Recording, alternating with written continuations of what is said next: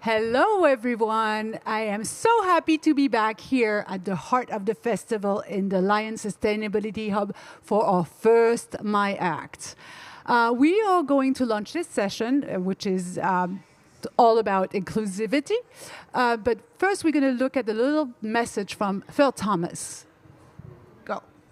Hi, Phil. I'm here with you today in this newly hall that you decided to create this year, the Lion Sustainability Hub. What are we going to see in the hub? Well, what we're going to see, we hope, is an inspirational space for people to come in and to realize how creativity can heal the world. In this very fractured, difficult world, we're hearing bad news all the time. This space reminds us that together we can work to make the world a better place in so many different ways. And that's why we're so proud to host it and to host you here. Thank you. And we have also UN Global Compact, who has a beautiful space there. How is it important for you to get all those organizations there in this specific space? Well, I've been coming to your space at Cannes since even before I started working here. The first year was in 2006, and I remember vividly coming into your space. And you at ACT have been championing this for so long, way before it became fashionable. And we're delighted to support you and happy to support you.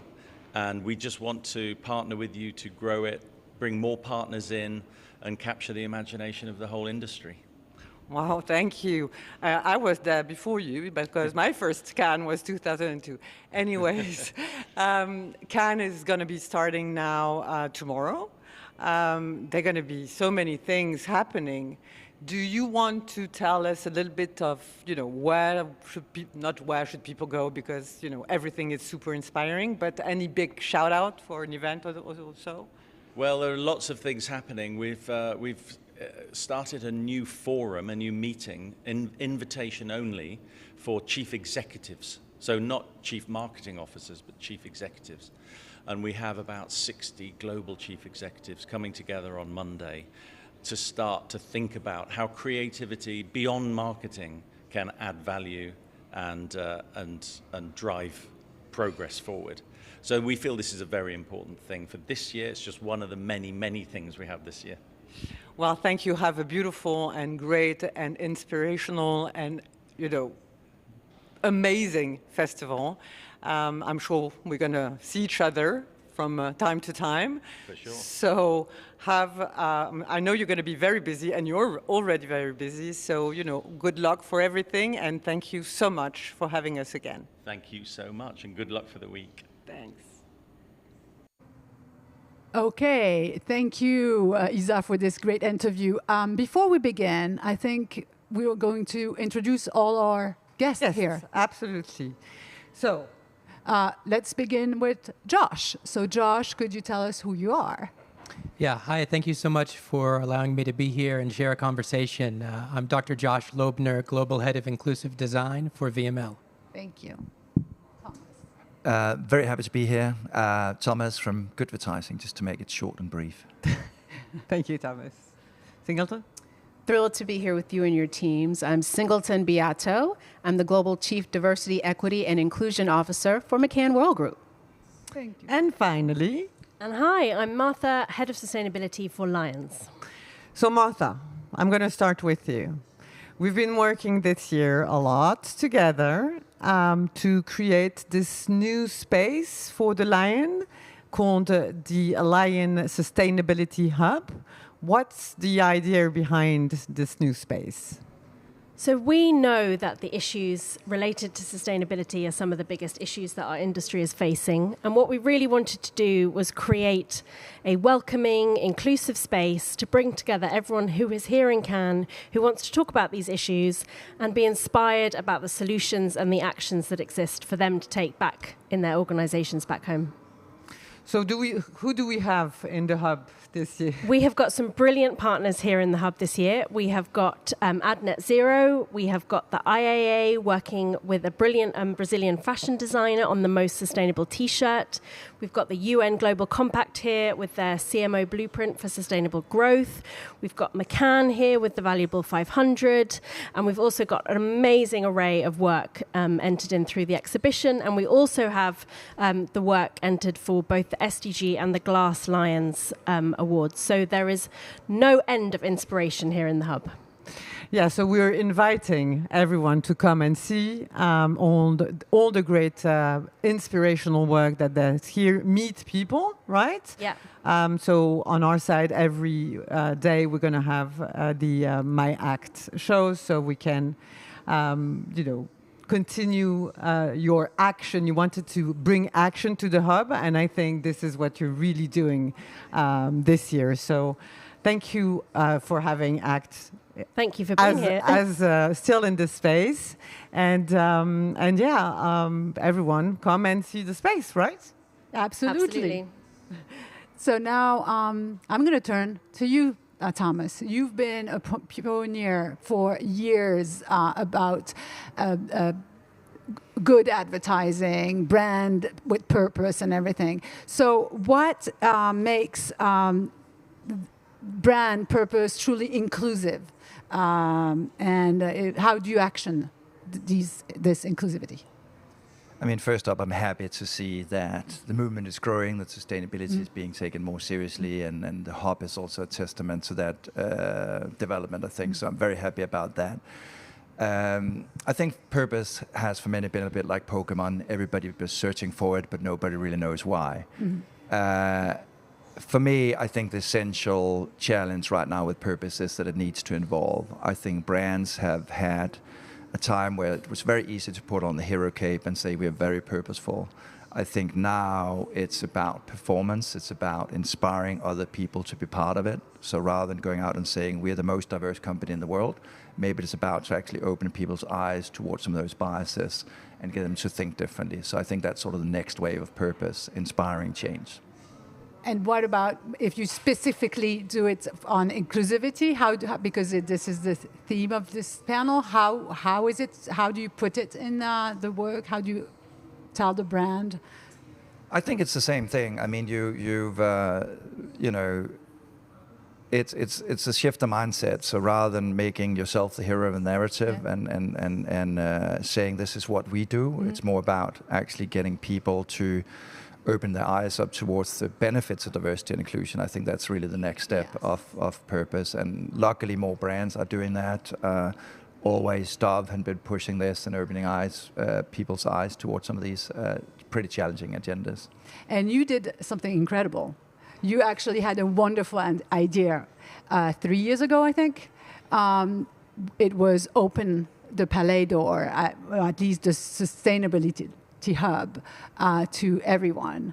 How does this idea came, and how do you see it this year, and how do you see it in the years to come?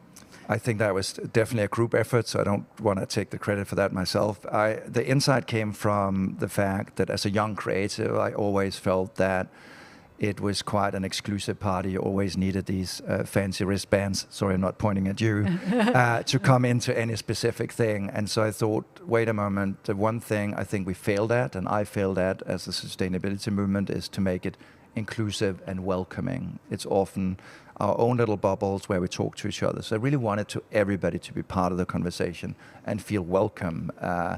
And so thanks to Cannes Lions and their support, they decided as a first, I think as well as you said 3 years ago, to open up the Palais. Ordinary people can come in, professionals who might not be able to afford the badge, whatever might be the reason.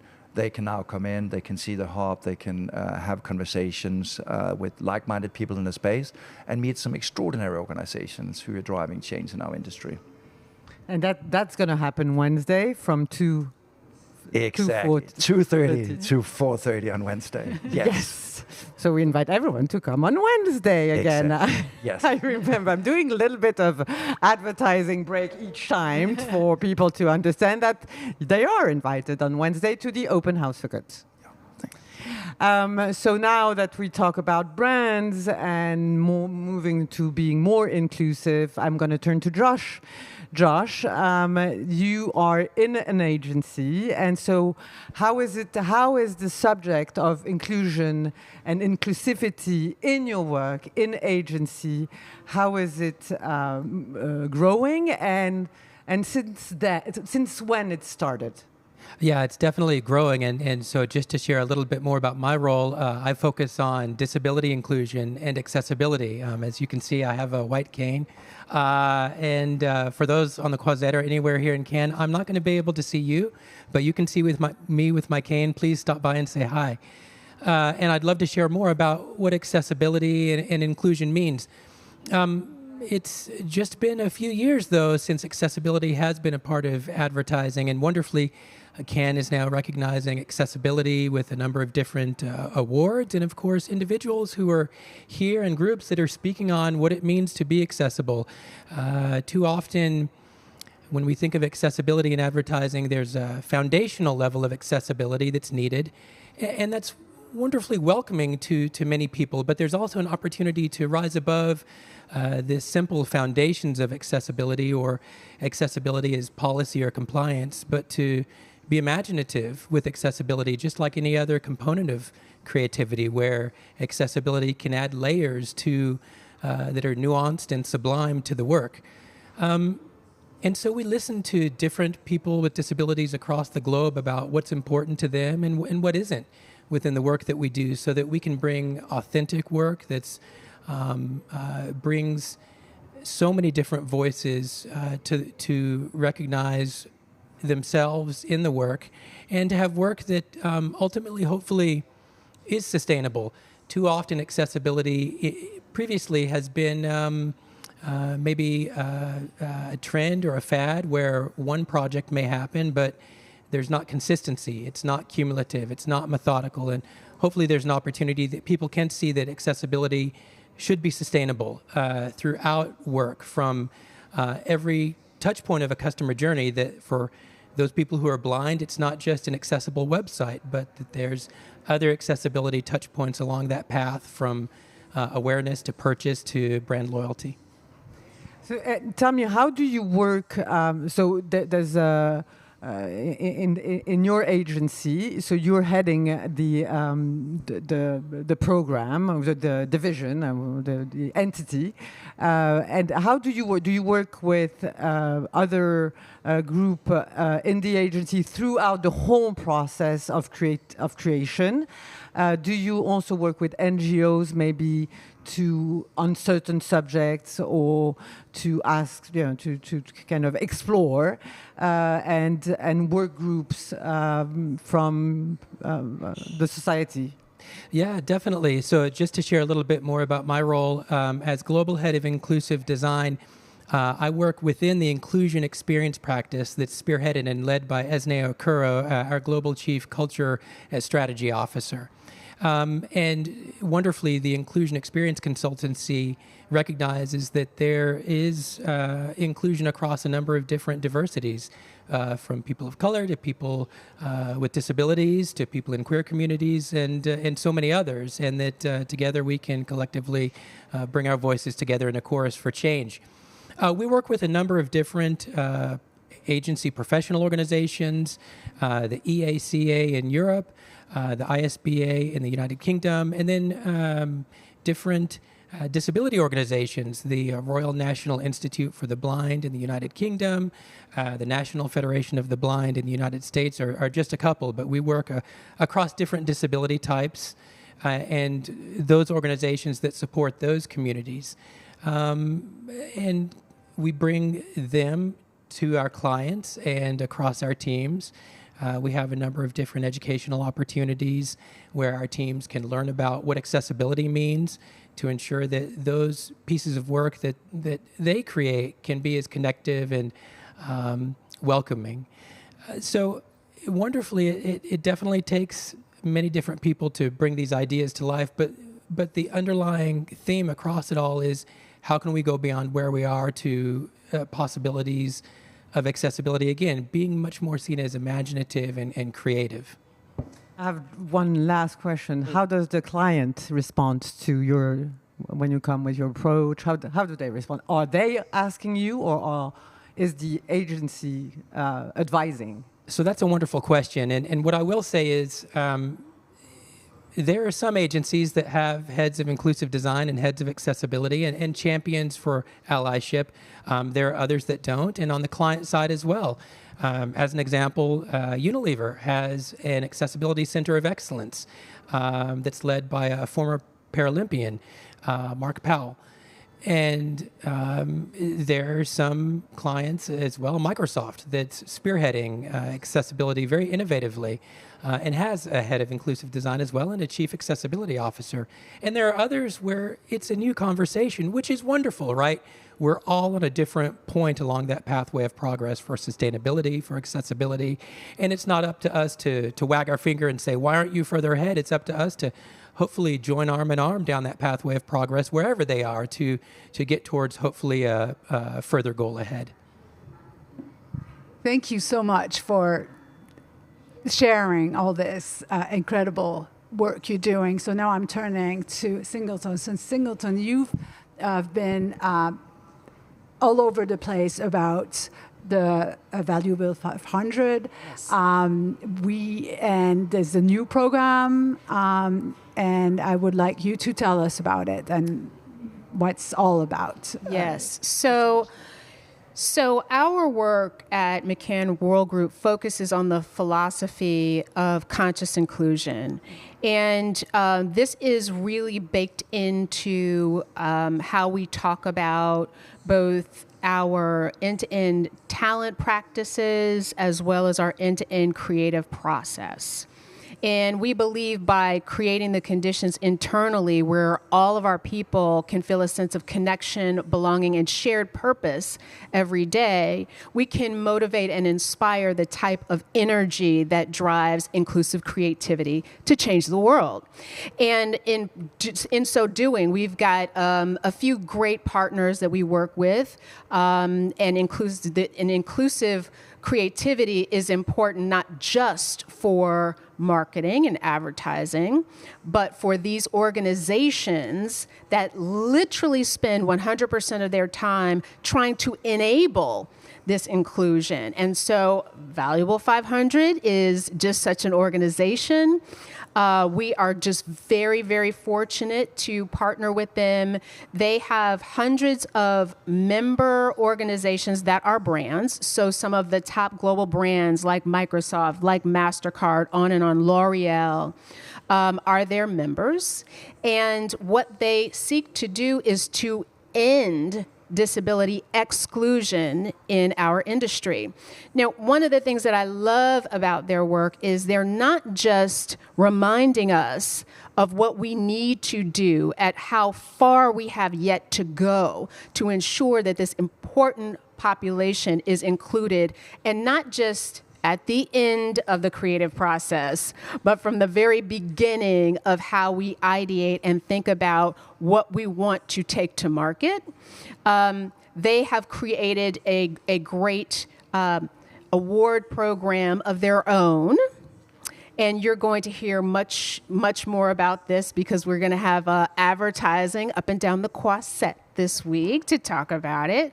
And you'll see more about that. But there will be awarded in December in Tokyo during Valuable 500's Sync conference, which is where they bring together thought leaders from around the world to celebrate those companies that are doing well in this space and that are being progressive, and then also to provide tools to help companies that are not there yet understand, well, how do you make sure that your work is inclusive? How do you make sure that you have a systematic approach to accessibility?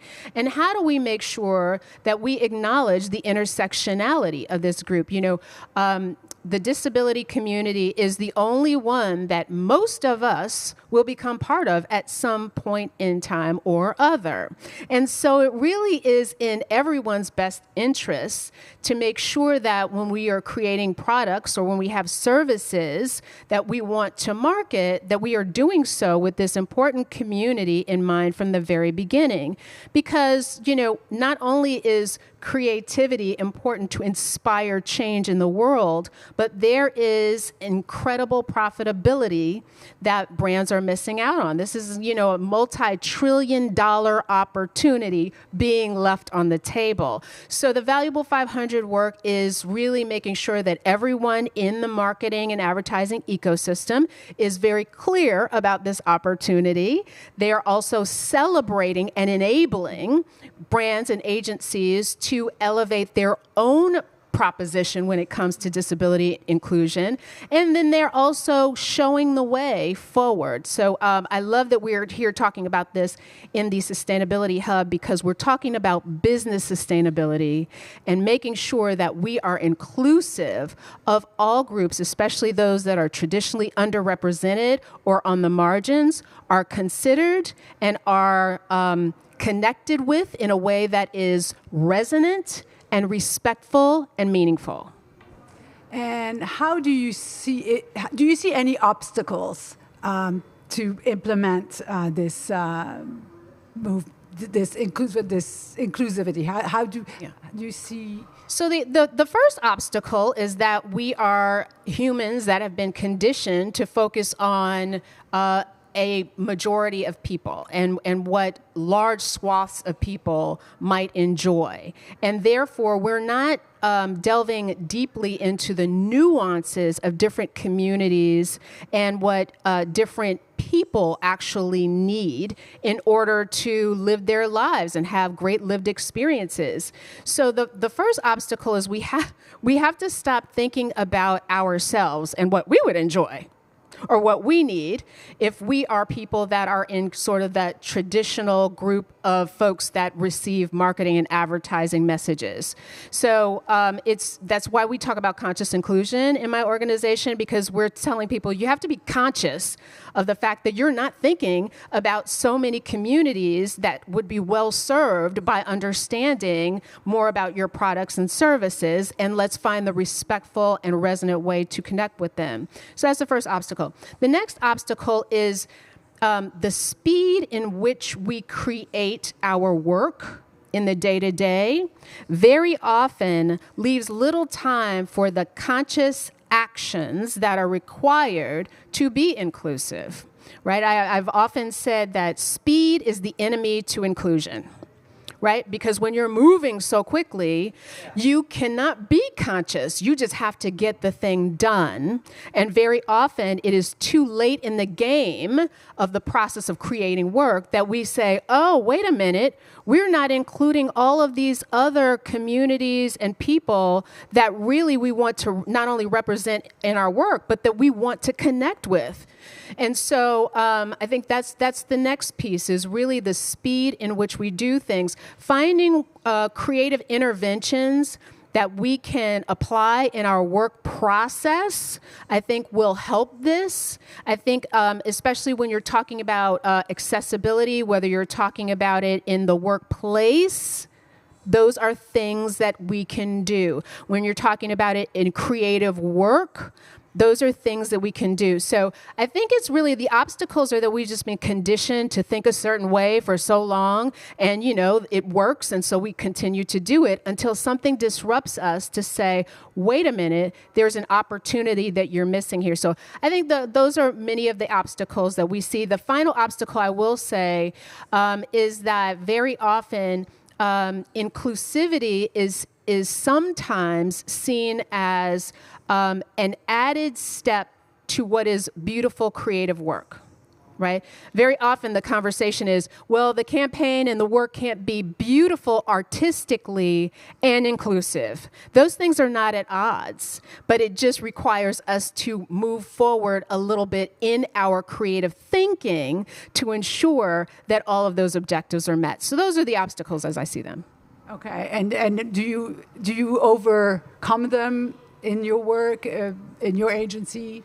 Well, I think we have a major advantage because we have worked with very progressive brands, and those brands and their teams welcome our ideas and our thinking around conscious inclusion and around making sure that we are delving deeply into those nuances in culture that would allow us to be able to address things like personalization. Well, how are you ever going to get to personalization if you can't recognize first the subcultures of the macro culture, right? So I think that we've got these great partners in our marketing teams that welcome our ideas and our strategic thinking around that.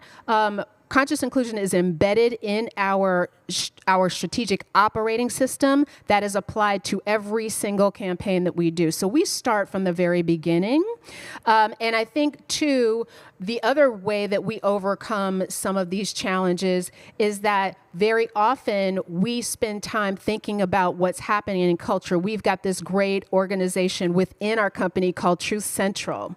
And their job is to think constantly about what is happening in culture around the world and how that influences decisions when it comes to products and services. So we really have this ethos where we're thinking about how can we make sure that we are as inclusive as possible for all of these audiences around the world and the intersectionality that's included there. Thank you so much. I'm going to ask you, all of you, one last question. What would you like to say to the audience out there? Josh, first. Yeah, definitely be open. One other obstacle that I would suggest is, particularly with disability, it's the forgotten, marginalized group. And so be open to recognizing that there are people who are curious, who are excited, who want to be brand loyal. But what that takes is to remember those groups that are out there that maybe need to be welcomed through accessibility and inclusion. And also that it's an opportunity to be an ally. If you're not disabled, there's a consideration where you can support that community by learning about how within your work you can be more accessible, how you can rise to the occasion maybe where others aren't, and showcase creativity and accessibility in a way that hasn't been done before. So those things, I think I would say to be an ally, and also look for that space that hasn't been carved out before that you can within your work with regards to accessibility and disability inclusion. Thank you, Josh. Singleton, do you have? I'd like to say two quick things to really connect with Josh's point.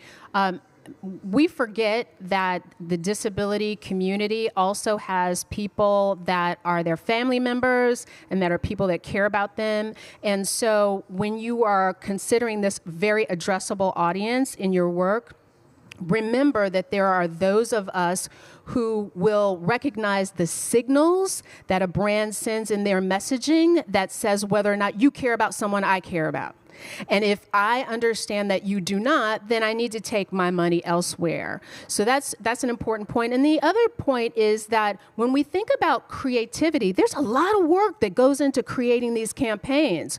Well, creative people and those people that support them in the agency need to understand that when you do not include disability from the beginning, what happens is your creativity cannot be fully appreciated in this world because there are so many people that can't engage with it or receive it. So this is part of making sure that creativity in its fullest breadth and strength can be recognized, realized, and celebrated. Thank you. So now I'm going to turn to you, Martha. So I work across all of the different aspects of sustainability, but particularly on the kind of environmental and climate side of things. And what I would say there in terms of inclusion is what I really hope we've created here in the Hub this week, and with all the content that we have on sustainability throughout the week, is that this is a place for people to come together, to have those honest conversations, to not let perfection be the enemy of the good, to come to those conversations with humility and be honest about what they do or don't know, and ask for help and how they might be able to work together. Because because it is only through truly being inclusive and truly working together as a community across all the different communities that come together under the sustainability agenda that we will really make that progress. Yeah, and I think that's exactly what we've tried with Sophie, Martha, the Lions team, and to create in this space for years, and now again stronger, is act as a meeting point for people with all this experience, amazing ways in world to come and meet each other and talk to each other, and all those differences are just what makes our world great. And it's not because I think there is a little a disconnection in between our professional world, where we need to be like this and that and not inclusive as we would be in our personal world, where with our friends and our families and the people we care about, we are open and we include everyone. And I think, you know, there's still a little fracture in between the personal and the professional world. So I'm super happy to invite everyone to the hall. I would like to say thank you to the Lions, thank you to Sunglasses and all the team behind us for making this possible. The MyACT, to Goodvertising, Thomas left because he has something else to run to, for making it that possible. We will distribute the MyACT on the ACT YouTube channel and share it with all of you so you can push it everywhere so everyone can listen to this conversation. Thank you so much, Josh. Thank you so much, Singleton. Thank you so much, Martha, for being here. And we will be here tomorrow, Soph? Yes, tomorrow. You will be presenting with Thomas. On democracy, yes. Voices of Democracy. Voices of Democracy. Thank you and have a great day. Thank you. Thank you.